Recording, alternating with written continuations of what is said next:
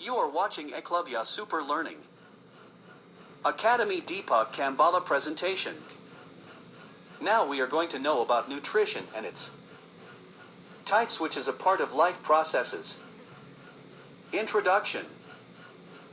How do we tell the difference between what is alive and what is not alive? If we see a dog running, or a cow chewing cud, or a man shouting loudly on the street, we know that these are living beings. What if the dog, or the cow, or the man were asleep? We would still think that they were alive, but how did we know that? We see them breathing, and we know that they are alive. What about plants? How do we know that they are alive? We see them green, some of us will say. But what about plants that have leaves of colors other than green? They grow over time, so we know that they are alive, some will say. In other words, we tend to think of some sort of movement, either growth-related or not, as common evidence for being alive. But a plant that is not visibly growing is still alive, and some animals can breathe without visible movement.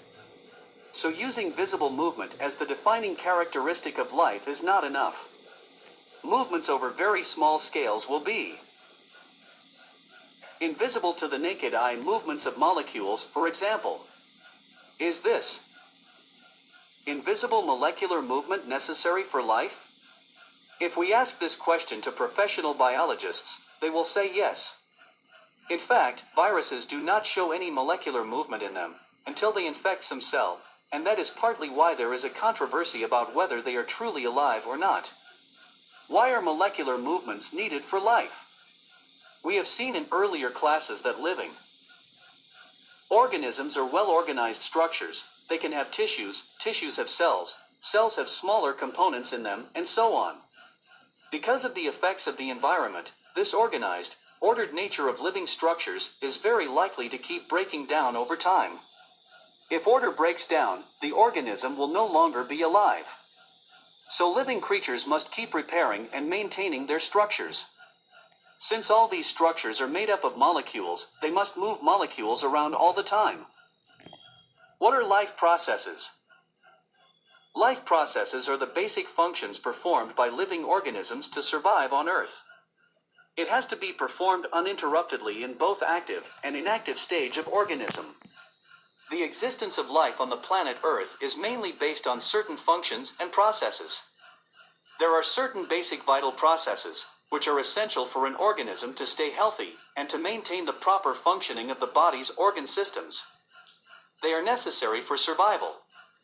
These basic essential activities performed by an organism are called life processes. Types of life processes. Life on Earth is mainly due to the specific processes and functions. Many basic yet important processes are necessary for organisms for remaining healthy and maintaining the proper functioning of the organ system of that specific organism. These processes are all vital for survival. Talking about life processes, it consists of 6 different processes that are possessed by an organism that calculate the overall condition of life. The different types of life processes include nutrition, respiration, reproduction, excretion, transportation, metabolism. Nutrition. Nutrition is the process of taking in food and converting it into energy and other vital nutrients required for life. Nutrients are the substances which provide energy and biomolecules necessary for carrying out the various body functions. All living organisms need nutrients for proper functioning and growth. But they show divergence in how they fulfill this demand. Some animals feed on simple inorganic compounds to meet their nutrient requirement, while others utilize complex compounds. The mode of nutrition varies from one species to another. Types of nutrients. On the basis of the quantity of nutrients in food, nutrients are of 2 types. Macronutrients. Macronutrients are the basic food components for the living organisms which are required in large amounts for proper maintaining the body. Macronutrients include carbohydrate, lipids or fats, and proteins. They act as a main source of energy, sugars, amino acids, for the living organisms. Micronutrients. Micronutrients are necessary substances for the living organisms which are required in small amount for the maintenance of the body. This type of nutrients plays a great role in the growth and development of living organisms. The lack of micronutrients can lead to various diseases to the organisms. Types of food. Food can be divided into two types according to their function in the body.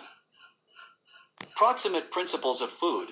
The food substances which help in energy production, body growth, and maintenance of life are known as proximate principles of food, such as carbohydrate, protein, fat, or lipid. Protective principles of food. The food substances which prevent the body from the attack of various diseases are known as protective principles of food. These types of food are also known as secondary food, which helps in the metabolism of food. These types of food are vitamins, minerals, salt, and water. Types of nutrition. To fully understand the phenomenon of nutrition, it's important to study its types. It's classified into two main types. Autotrophic nutrition. Heterotrophic nutrition. Autotrophic nutrition. The term autotrophic is formed by the combination of two terms, auto meaning self, and trophic meaning nutrition. The literal meaning of this term is self-nutrition. It is a process in which an organism produces its own food, the simple inorganic material like water, carbon dioxide, and mineral salts in the presence of sunlight. All the green plants have an autotrophic nutritional pattern. The autotrophic organisms have a green-colored pigment called chlorophyll that helps in taking energy from the sun. By the method of photosynthesis, they make their own food with the help of carbon dioxide, water, and solar energy. The autotrophic nutrition is further divided into two types. Let us discuss them. Photoautotrophic nutrition. Photoautotrophic mode of nutrition is the process of formation of food by the process of photosynthesis.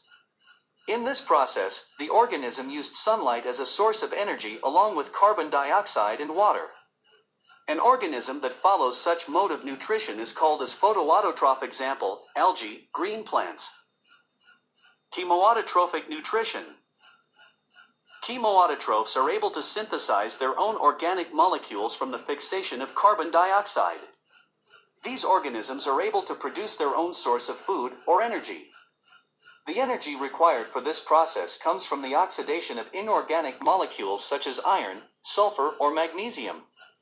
Chemoautotrophs are able to thrive in very harsh environments, such as deep-sea vents, due to their lack of dependence on outside sources of carbon other than carbon dioxide. Chemoautotrophs include nitrogen-fixing bacteria located in the soil, iron-oxidizing bacteria located in the lava beds, and sulfur-oxidizing bacteria located in deep-sea thermal vents.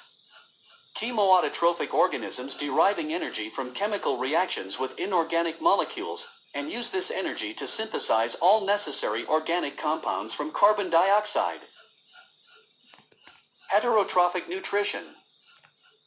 Non-autotrophic organisms depend on autotrophic organisms for their food, which is known as heterotrophs.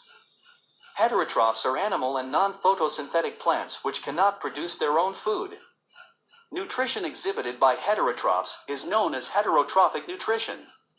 All animals and non-photosynthetic plants are classified as heterotrophs, since they are unable to prepare food. So these organisms resort to other various forms of nutrition. Hence, from an ecological perspective, heterotrophs are always secondary or tertiary consumers in a food chain.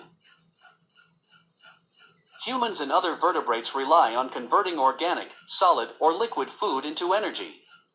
Other organisms such as fungi rely on converting dead organic matter into nutrients.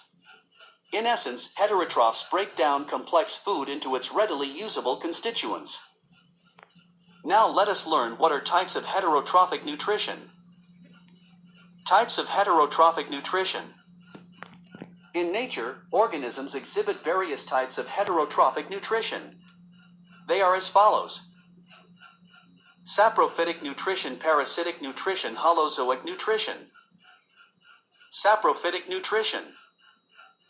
Saprophytes, animals which follow saprophytic nutrition, feed on dead and decayed organisms for energy. They are an important part of the ecosystem as they help to keep our environment clean and recycle nutrient back into the ecosystem. Some examples of saprophytes are fungi and certain types of bacteria. These are also responsible for the staling of bread and other similar food products. Saprophytes release certain enzymes to act on the complex organic matter. It works by breaking it down into its constituents, which can be easily consumed by them. Parasitic nutrition. Organisms that live in or on other organisms and acquire food at the expense of its host are called parasites.